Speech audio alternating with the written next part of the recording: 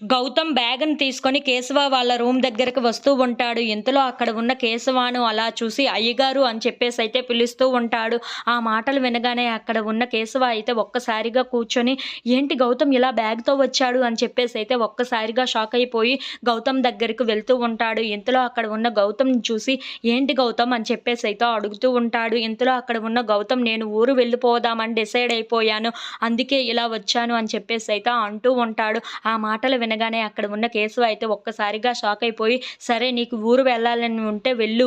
నీకు ఏమైనా ఖర్చులకి డబ్బులు కావాలా?" అని చెప్పేసైతే అంటూ ఉంటాడు. ఆ మాటలు వినగానే అక్కడ ఉన్న గౌతమ్ మాత్రం "నాకు ఖర్చులకి ఏమీ డబ్బులు అవసరం లేదు. నాతో పాటే నా కూతురిని కూడా తీసుకొని వెళ్ళిపోదాం అనుకుంటున్నాను" అని చెప్పేసైతే అంటూ ఉంటాడు. "నా కూతురిని నాకు ఇవ్వండి. అలా అయితే నా కూతురిని నేను ఇక్కడి నుండి తీసుకొని వెళ్ళిపోతాను" అని చెప్పేసైతే అంటూ ఉంటాడు. ఆ మాటలు వినగానే అక్కడ ఉన్న కేశవ అయితే ఒక్కసారిగా షాక్ అయిపోతూ ఉంటాడు. "ఏంటి గౌతమ్ నువ్వేం మాట్లాడుతున్నావు?" అని చెప్పేసైతే అడుగుతూ ఉంటాడు. ఇంతలో అక్కడ ఉన్న గౌతమ్ మాత్రం "అవును బాబుగారు. నేను నా కూతురిని మా ఊరు తీసుకొని వెళ్ళిపోదాం అనుకుంటున్నాను.